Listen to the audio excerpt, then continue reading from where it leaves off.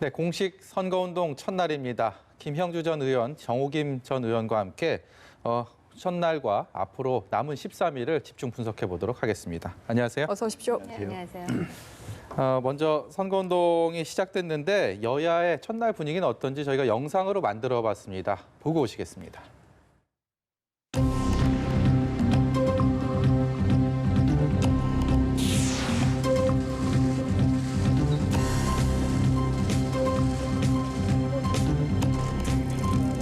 코로나 국난을 극복하고 국민의 고통을 덜어드리는 일에 집중하면서 선거에 임할 것입니다.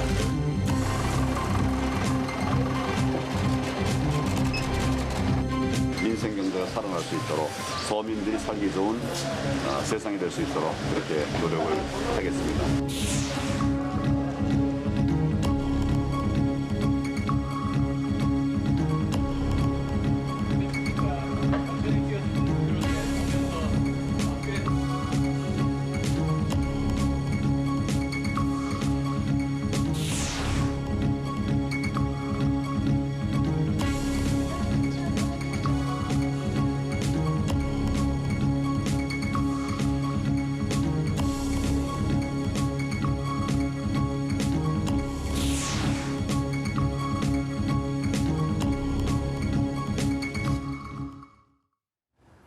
네, 더불어민주당 집권당의 이번 총선의 키플레이어는 누가 뭐라 해도 이낙연 후보입니다. 종로에서 지금 종로 지역구뿐만이 아니고 뭐 전체적인 선거 판세를 거의 진두지휘하고 있다라고 해도 과언이 아닌데 첫 행보가 종로의 한 마트를 찾았습니다. 그리고 뭐 종로 쪽 여권 강세 지역을 또 이렇게 둘러보고 첫날 일정을 이렇게 보내고 있는데요. 일단 첫 번째 어떤 행보, 첫날 분위기에 대해서는 어떻게 평가하십니까? 뭐 기본적으로는 이제 여러 가지 코로나19 사태 속에서 민생 경제가 어렵다라고 하는 측면에서 민생과 가장 가까운 그 마트를 찾아가지고 서민들과 함께 생활 속으로 들어가는 이제 그런 측면이고 아시다시피 이제 종로구는 동과 서로 나누어지게 되는데 대체로 이제 말하자면 동쪽 진영은 여러 가지 어떤 동대문과 연관된 소상공인들이라든지 간해수공업 이런 대충 서민들의 지역이 많고 서쪽은 그래도 평촌동을 비롯해서 보암동 이렇게 좀 부촌이 많이 형성돼 있는 부분이라서 과거에 말하자면 정세균 후보의 시절에는 동과 서 모두에게 골고루 표를 얻었다라고 하는 측면에서 동에서 서로 이렇게 나아가는 선거 그런 지형이 되지 않을까 싶고요. 비교적 지금까지는 뭐 우리가 뭐 공식적으로 이 여론조사의 결과가 어떻게 뒤바뀔 수는지는 모르겠습니다만 대체로 조금 좀 앞서 있는 이낙연 후보가 조금 자신감을 갖고 하나하나 차분하게 말하자면 집집마다 돌고 다닌다면 좋은 결과가 있지 않을까 그렇게 생각이 듭니다. 그 이낙연 위원장 입장에서는 종로구도 챙겨야 되는데 지금 이해찬 공동상임선대위원장이 좀 몸이 안 좋은 상태다 보니 전국구 유세까지 부담이 2배가 된 게 아닌가 하는 생각이 드는데요. 그런 면도 있지만 관전자 입장에서 보면은 그래도 전국이든 뭐 종로는 본인의 선거구니까 그렇지만 이낙연의 얼굴로 유세를 하는 게 유리하다라는 판단도 있지 않았을까라는 생각이 듭니다. 뭐 이제 총리로서의 그 무난한 업무 그 경력도 그렇지만 최근에 그 비례정당에 대한 문제에 있어서도 그런 발언을 하잖아요. 그 비례정당에 대한 본인의 민망함, 그 거리두기를 하면서 상당히 그 이제 민생 친화적인 이미지로서 그 전국을 아우르는 게 아닌가 이런 생각이 들고요. 제가 종로 지역구에 대해서 뭐 전문가는 아니지만 4년 전에 정세균 후보가 승리했을 때는 정세균 후보가 이제 야당 후보였고 그때 4년 전에 이제 특히 여당에서는 그 소위 친박, 진박 간별 때문에 막판에 굉장히 시끄러운 상황이었거든요. 그런 일련의 분위기가 한몫을 했다 그런다면 종로가 물론 동과 서로 나누어져 가지고 김종인 선대위원장도 황교안 후보에게 서쪽을 공략하라 뭐 이랬다 그러시긴 하는데 특히 이 소위 그 정부의 소주성이라든지 최저임금 이런 것 때문에 중소상공인들이 굉장히 힘들어졌거든요. 그래서 사실 이번 선거가 코로나로 잘 대처했다고 하는 여당이 승리할 것인지 아니면은 코로나로 죽으나 굶어 죽으나 지금 이 경제가 엉망이다라는 그런 어떤 정부 심판론을 제기한 그 야당의 입장에 바로 그 종로 동쪽에 있는 분들이 손을 들어줄지 제가 볼 때는 이게 어떤 비율로 결과가 나올지 굉장히 궁금합니다. 예. 황교안 후보는 반면에요. 뭐 광화문 광장에서 0시에 선거운동 개시와 함께 거기서 이제 앞으로 계획을 출사표를 던졌는데 그리고 나서는 종로에 집중하는 모습입니다. 아무래도 황교안 후보 입장에서는 뭐 당 대표이기도 하지만 본인이 출마한 그 종로 지역구에 대한 현재의 어떤 여론을 더 끌어안는 게 더 급선무다라는 이런 평가를 했기 때문에가 아닌가 싶은데 또 과거에 또 20대 총선 되돌아보면 출마했던 오세훈 후보가 또 다른 지역 너무 지원하다가 오히려 집도끼를 놓친 이런 사례가 있기 때문에 그런 학습 효과가 아닌가 싶은데 어떻게 보십니까? 맞습니다. 아마 지난번에는 초창기에 정세균 후보가 많이 뒤처졌는데 결과적으로는 그것이 뒤집어졌기 때문에 오세훈 후보가 뭐 넉넉하게 이길 수 있다는 자신감 속에서 지역구를 조금 비우는 사이에 이게 역전되는 그런 경향이 있었습니다. 그래서 아까 정 의원님 말씀하셨다시피 동시에 또 그것이 뭐 옥새 파동이 겹쳐져므로써 그것이 이제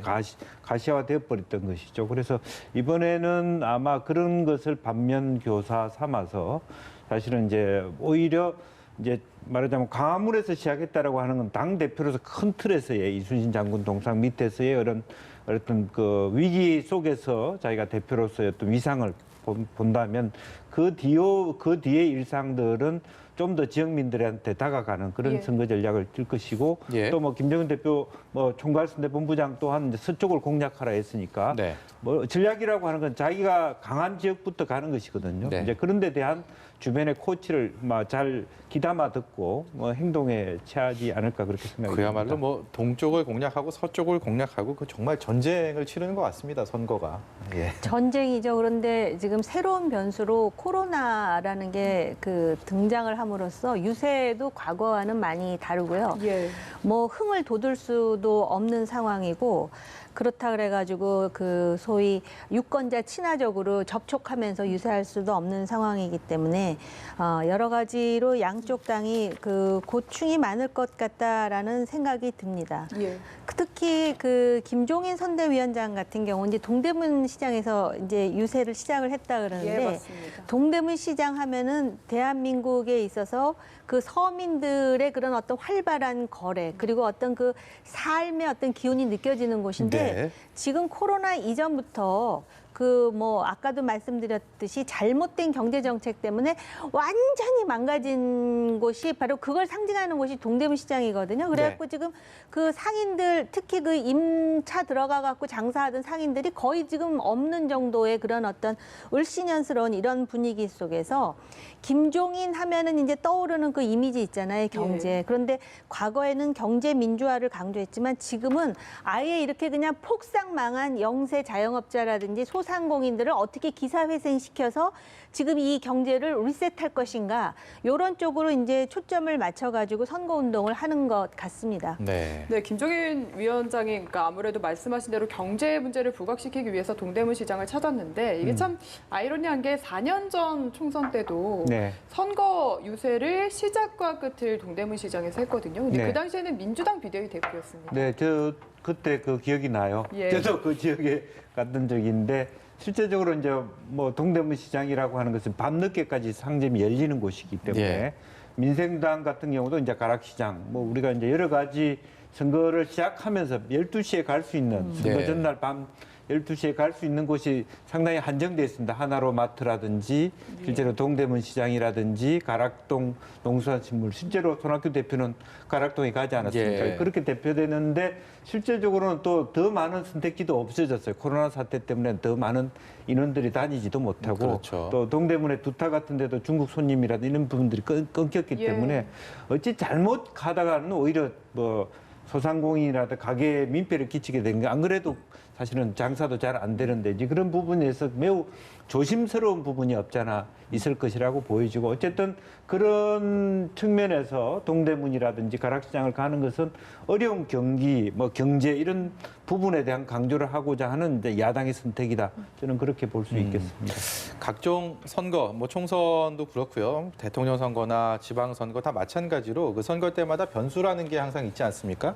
근데 그 변수가 무엇일까라는 질문을 드리면 항상 그때 선거 때마다 여러 가지 것들이 이제 주제로 떠오르긴 했는데 이번 총선이야말로 뭐 어떤 생각을 갖든 간에 그냥 코로나19가 최대 변수가 되지 않을까. 그게 어떻게 작용할지는 네. 아무도 장담할 수는 없습니다만 뭐 그렇기 때문에 이 코로나19 외에 혹시라도 여야의 변수가 있다면 있을 수 있다면 네. 어떤 게 있다고 보시는지 먼저 정의원께 여쭤보겠습니다.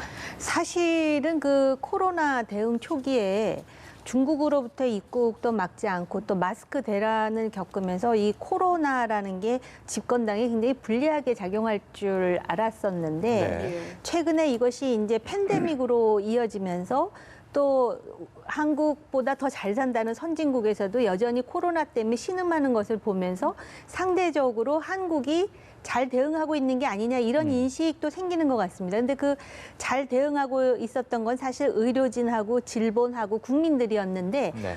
그동안에 그 야당복을 충분히 받던 집권당이 지금 그런 어떤 국민들이 했던 그런 코로나 대응도 이제 그 소위 이렇게 뭐라 그럴까요? 묻어가는 그런 상황이 됐다라고 말하는 사람들도 꽤 있거든요. 근데 네. 코로나 외의 변수라고 한다면 역시 그 기저질환을 앓고 있는 경제 문제 그리고 정치 비리죠. 정치 비리에 대해서 얼마 전까지만 해도 굉장히 그 유권자들이 예민하게 생각했는데 코로나가 쓰나미처럼 그걸 덮었는데 최근에 소위 비례 정당 중에 더불어민주당이라는 정당이 다시 조국 전 법무장관을 열린민주당.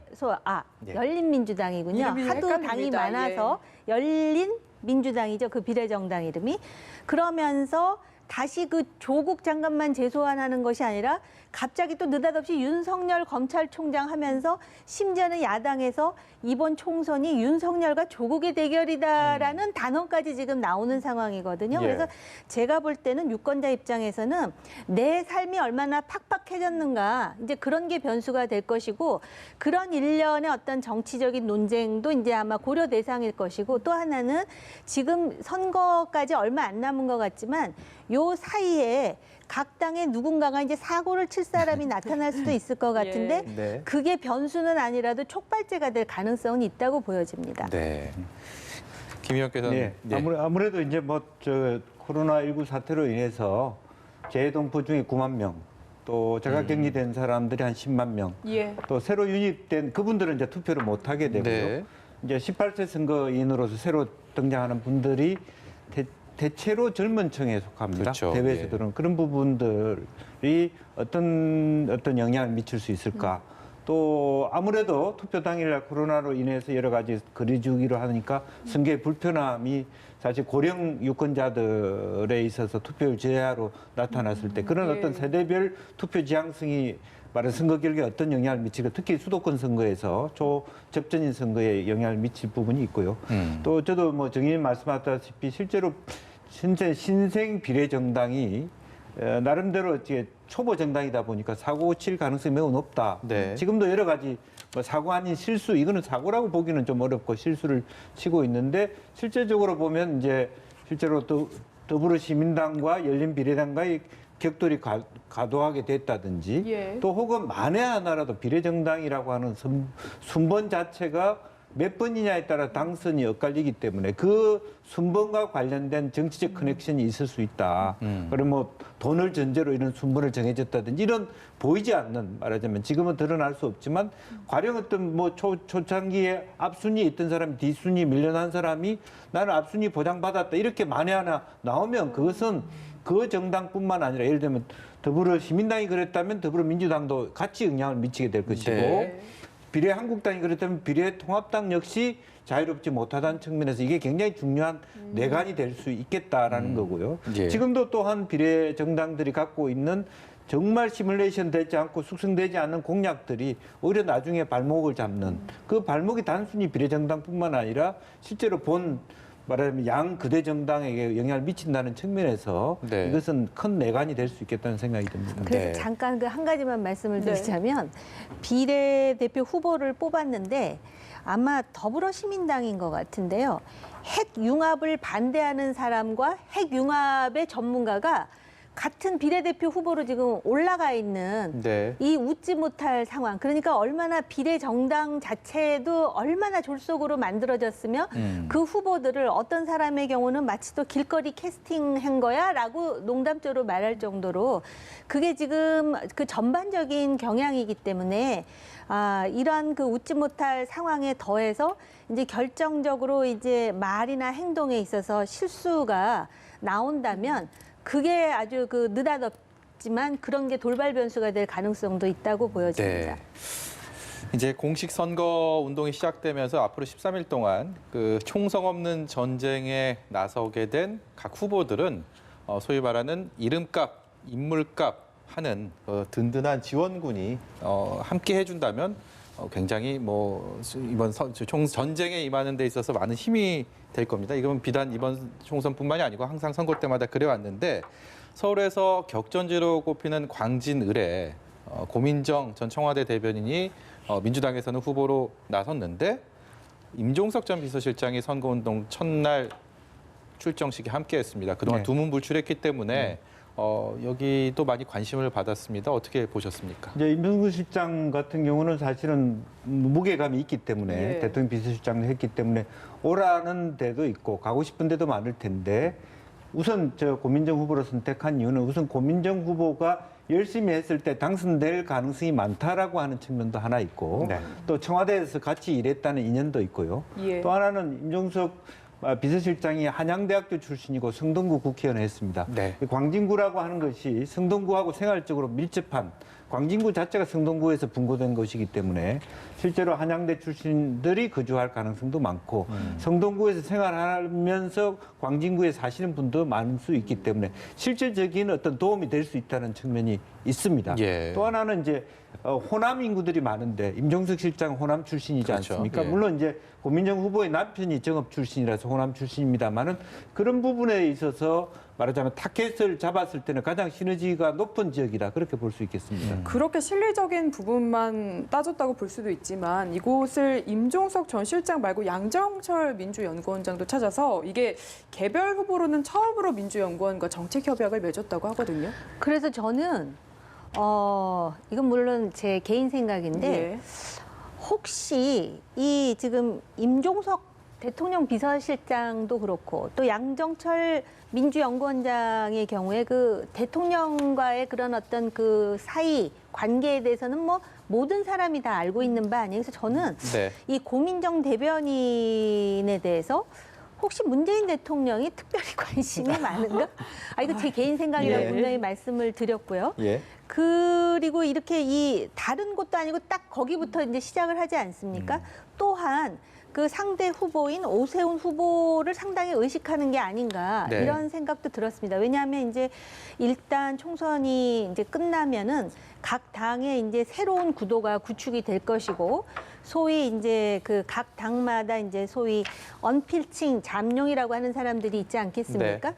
그래서 그런 어떤 경계 의식도 좀 있는 게 아닌가 네. 그런 생각이 들었습니다. 사실 이 광진은요 원래 여당에 굉장히 유리한 그런 그 구도로 되어 있습니다. 예. 그래서 지금 오세훈 후보 나름대로 지금 이제 혈투를 벌이고 있는 지역이고 그러다 보니까 이게 의도됐든 의도되지 않았던 또는 우연인지 필연인지 모르겠지만 대진년 학생들이 막 그 선거운동을 방해하기도 하고 여러 네. 가지 방해 공작들이 나오는데 이런 어떤 그 소위 여당의 상당히 그 나름대로 이름이 있는 인물들이 정치 신인이라고 하는 고민정 후보를 이렇게 지원하는 데는 그 복선이 있을 것이라는 개인적인 추측은 너무 자연스러운 거 아닌가 이런 생각이 제가 듭니다. 생각할 때 한마디만 예. 첨언하자면 특히 이제 양정철 민주원장 같은 경우는 솔직히 얘기해서 한교안 후보, 오세훈 후보 두 분 중에서 오세훈 후보가 당선 가능성이 더 높기 때문에 한교안 후보가 안 됐을 때 오세훈 후보만 제낄 수 있다면 상당히 큰 잠룡 두 사람을 다 들일 수 있다. 야권 잠룡들이 그런 다, 의미에서 오히려 오세훈 후보에 집중해서 예. 특히 광진은 뭐 지난 25년 동안 뭐 사실은 추미애원 저를 포함해서 거의 뭐 이 지역은 매우 민주당에 성질화할 정도 있기 때문에 예. 이것이 만약에 넘어간다라고 하는 박탈감도 굉장히 크기 때문에 집중할 수 있는 어떤 내용적 의미가 있지 않겠나 싶습니다. 네. 그 통합당에서는 유승민 의원이 2달 정도 잠행을 하다가 본격적으로 이제 수도권을 중심으로 선거 지원에 나섰는데 이게 수도권 표심에는 좀 어떤 식으로 영향을 미칠 거라고 보십니까? 그 유승민 의원이 원래 대구 지역구를 갖고 있었지만은 네. 그 박근혜 전 대통령과의 어떤 그런 관계라든지 그런 여러 가지 쟁점들 때문에 대구보다는 수도권에서 상당히 그 신선한 보수 인사로서의 이미지 구축을 하는데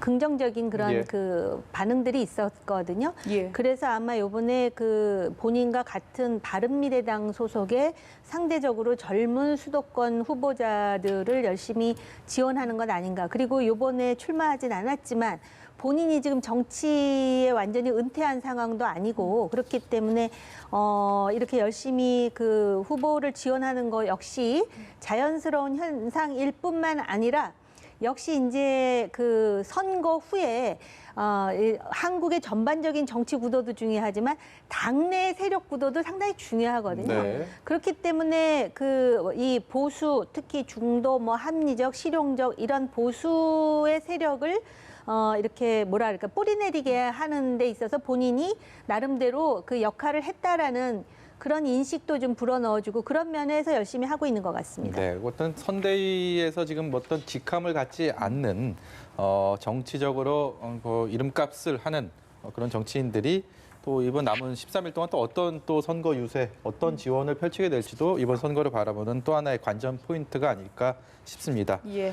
반면에요, 제3당들은 이번 총선만큼 또 힘들었던 적이 언제 있었나 싶을 정도로 이 거대 양당 구도가 워낙 견고하게 형성됐기 때문에 사실상 지역구에서 어느 한 곳 하나 좀 승리를 장담하기가 어려운 그런 판세라는 게 대체적인 분석입니다. 이제 일부에서는 특히 정의당 같은 경우는 심상정 대표가 직접 얘기를 했습니다. 일부 지역에서는 단일화의 가능성도 열어놓고 논의를 하겠다라는 얘기를 했는데 이것도 다음 주 월요일 날 투표용지 인쇄되고 나면 그만큼 효과가 반감되기 때문에 남은 시간, 정말 시간과의 전쟁이 벌어질 텐데 여기에 대해서는 어떻게 전망하십니까? 공식적으로는 이제 큰 틀에서의 후보 단일화는 하지 않겠다고 하지만 개별적으로 할 수 있다 이렇게 얘기를 했고 사실은 심상정 대표가 첫날 유세를 고향 덕양에 있는 3호선 지축기지 시설에서 그렇죠. 예. 노동자들 만났던 것만 해도 사실은 본인 선거구, 직접 그 지역이 본인 선거구는 아니지만 네. 그냥 아니지만 실제적으로 고향시만 하더라도 본인부터가 흔들리고 있다라고 하는 것을 반영한다고 보고 위기의식이 굉장히 높았다라는 네. 측면을 볼 수 있고 지금 창원의 여영국 후보가 그나마도 당선 가능성이 좀 더 있다고 보면 본인과 네. 그 지역이 있다면 그 지역만큼은 좀 후보 단일화 하고 싶은 그런 속내가 있는 것이 아닌가 그렇게 생각이 들고요. 그래서 실제적으로 이 흐름이 말하자면 정의당 입장에서는 조국 전 법무부 장관에 대한 입장을 명확하게 하지 못하는 데서 오는 여러 가지 문제들이 하나 있다는 거고요. 네. 또 다른 흐름으로는 실제로 국민의당이 지난 20대 총선에서 상당히 많은 반사이익을 올렸습니다. 네. 지역구도 그렇고 비례도 그렇고 이제 그런 부분을 지난 20대 총선 동안에 국민의당이 점차 슬림화되고 이렇게 작아지면서 이제 국민들이 다수당, 소수정당에 대한 눈을 돌리지 않고 양당 구도로 섰다는 것이죠. 네. 그래서 또 하나의 어떤 그 준연동형 비례대표자가 정의당이 도움이 돼야 되는데 오히려 갈수록 이번에 결과적으로는 꼼수 논란에도 불구하고 양당이 두 개의 위성정당을 세움으로써 오히려 결과적으로 지역구를 낸 유일한 비례 위성정당이 정의당이 되는 꼴이 네. 되어버립니다. 그러면 실제로 손해보는 것이 현재 룰로 돼 있거든요. 그렇기 때문에 결과적으로는 오히려 지역구에서도 위기를 맞고 비례의석에서도 위기를 받는 어떤 이중구에 시달리는 측면이 될 것이고요. 그래서 네. 그런 의미에서 정말 이 본인들도 굉장히 혼비백산하고 있는 거 아닌가 그런 생각이 듭니다. 지금 의원님 말씀하셨듯이 국민의당도 그렇고 정의당도 그렇고 준연동형 비례대표제라는 게 없었을 때 오히려 더 부각이 됐었어요. 예. 네. 그러다가 이제 소수당의 의석을 확보하겠다라는 그런 어떤 그 강력한 의지에 따라서 4+1 해가지고선 요번에 소위 선거법 개정으로 준연동형 비례대표제라는 것이 만들어졌는데 최대 피해자가 지금 정의당이 될 가능성까지 열고 있습니다. 지금 안철수 대표의 뭐 그 국민의당입니까? 그건 국민의당, 차치하고라도 예. 그래서 이 준연동형 비례대표제라는 것이 소수당의 의석 확보라는 명분으로 했지만 이게 얼마나 정말 말도 안 되는 명분인지를 알 수가 있는 것이고요. 그다음에 이제 후보 단일화 네. 과연 이거를 지역구에서 더불어민주당이 받을 것인지 그 부분도 상당히 그 오픈 퀘스천인 것이 만약에 이거를 받아가지고선 만약에 정의당의 뭐 창원도 그렇고 후보 단일화 창원은 상당히 지금 진척을 하는 것처럼 얘기가 되고 있는데 예. 그렇게 해서 정의당 후보에게 준다? 그러면 민주당은 무엇을 위해서 이런 이제 또 문제 제기가 나올 수 있거든요. 네. 그래서 참 이 선거 제도라는 것을 이렇게 졸속으로 그 많은 사달을 겪으면서 하면서 지금 한국의 정치인들은 역사적으로 그 어느 때보다도 이런 그 부정적인 일을 행했다는 것으로 오래 기억돼야 된다고 저는 생각합니다. 그 무소속 같은 경우는요. 네. 이번에 뭐 동대문을의 민병두 후보 민주당에서 공천 탈락한 이후에 무소속 출마를 한 상황인데 를 제외하면 주요 이제 좀 주목이 되는 무소속 후보들을 보면 거의 지금 미래통합당 출신들입니다. 그러니까 네. 뭐 홍준표 전 대표를 비롯해서 김태호 전 지사도 그렇고요. 윤상현 의원, 뭐 권성동 의원 같은 경우가 이제 공천의 탈락의 아픔을 딛고 무소속으로 출마를 했는데 결국 이쪽에서는 또 이 단일화가 가능할지 아니면 실제적으로 완주를 하게 될지도 또 하나의 관심사인데요. 어떻게 보십니까? 윤상현 의원은 아마 단일화하지 않을 겁니다. 혼자서도 넉넉히 이길 수 있다고 판단되고요. 단일화해야 될 경우는 실제적으로 보면 본인 스스로가 무소속으로 나와서 이길 수 없거나 네. 본인으로 인해서 말하자면 뭐 자기 당에 원래 있었던 당의 후보가 떨어질 위기에 있을 경우 네. 이제 그런 근접하고 있는 부분이고요. 그래서 네. 예를 들면 민병두 의원도 끝까지 고집할 수는 있겠습니다만 구도 자체가 본인이 그렇게 감에도 불구하고 예컨대 장경태 후보가 혼자 힘으로 이겼을 경우에 이것은 본인은 이중적으로 말하자면 굉장히 고통받는 경우가 네. 생길 수 네. 있어서 이제 그런 여러 가지 케이스가 있습니다. 그래서 사실은 몇 개 홍준표 후보나 윤상현 후보는 끝까지 갈 거라고 보여지고요. 네. 그 나머지 지역은 어렵사리 이미 뭐 그 구로울이라든지 인천, 서울 같은 경우는 이미 말하자면 통합당의 경우에는 경선이 뭐 4일, 6일 이렇게 네. 확정이 돼 있지 않습니까? 예. 그것은 자연스러운 흐름이라고 보고 이거는 아예 처음부터 경선 룰을 다시 바꿔버린 것이기 때문에 아마 그러면서 좁혀지지 않을까 그렇게 생각이 됩니다. 네. 그 후보 단일화 정 의원께서는 비슷하게 전망하시나요? 그런데 보니까 구로울도 그렇고 인천 서울도 그렇고 6일 전에 어쨌든 결론이 나와야 되는데 그건 아닌 것 같더라고요. 그래서 그게 그 선거에 좀 더 많은 효과를 줘야 됨에도 불구하고 너무 지체된 게 아닌가 이런 생각이 들고요. 이렇게 무소속 후보가 많다는 거는 어떤 면에서는 공천에 문제가 있지 않았느냐 이런 네. 부분을 한 번 더 반추할 필요가 있고요. 그다음에 이 정도 되면 사실은 단일화하기가 힘든 게 왜 그러냐면은 일단 자기도 그동안에 뭐 사무실 내고 열심히 선거운동 했는데 이럴 바에는 그냥 끝까지 나도 내 이름 지역에 알리겠다라는 그게 있을 것이고요. 그다음에 본인이 예를 들어서 선거 끝나고 선거 비용을 보전받지 못하는 상황이라면 혹시 모르겠지만 이렇게 되면은 서로 끝까지 버티면서 오히려 상대당에게 어부지리를 주는 상황도 만들 수 있다 이렇게 보여집니다. 간발의 차로요. 예, 마지막으로요. 그 충청권 그 표심이 어디로 향할까를 두 분께 여쭤보고 싶은데 사실상 그 충청권은 뭐 특정 당에 대한 쏠림이 없이 항상 뭐 유연한 선택들이 있었고요. 그래서 충청 표심은 아무도 모른다라는 우스갯소리까지도 이렇게 나오고 있는데 이번 선거는 어떻게 전망하십니까? 뭐 그렇습니다. 제주도 표심과 충청도 표심이 항상 전국 표심의 바로 밑이거든요. 예. 사실은 잘 아무도 모른다라고 하는데 그럼에도 불구하고 제주도 표심과 충청도 표심이 약간 말하자면 여당 쪽에 쏠림 현상이 있습니다. 그것은 뭐 코로나 여파일 수도 있어요. 국가가 위기에 있으니까 여당을 도와주자라는 측면도 있고요. 충청 남북도 같은 경우는 도지사 둘 다 더불어민주당이라고 하는 측면도 있고요. 여러 가지 발들이 많기 때문에 또 실제적으로 새로 들어오는 영입 인사들 자체의 중량감에서도 밀리지 않기 때문에 말하자면 근소하지만 그래도 뭐 여권에게 좀 유리한 부분이 있지 않겠나 그렇게 보입니다. 네. 예측하기는 어렵지만 충청에서 나오는 결과가 대한민국의 민심이다 할 정도로 굉장히 정확하게 나오고 있고요. 그다음에 수도권도 그렇고 석패하는 사람들이 굉장히 많을 것 같다는 생각이 들고요. 결과적으로는 이게 지역으로 보면 저 사람이 어떻게 당선이 됐지, 어떻게 저 사람이 낙선이 됐지 할 수 있을지 모르지만 큰 그림으로 보면 분명히 유권자들이 보여주는 황금 분할이라는 게 있어요. 그거를 여당도 야당도 굉장히 겸허하게 결과적으로는 받아들여야 되는 상황이 되지 않을까 이런 생각이 들었습니다. 예. 네, 오늘 말씀 여기까지 듣도록 하겠습니다. 지금까지 김형주 전 의원, 정호김 전 의원이었습니다. 고맙습니다. 네, 말씀 잘 들었습니다.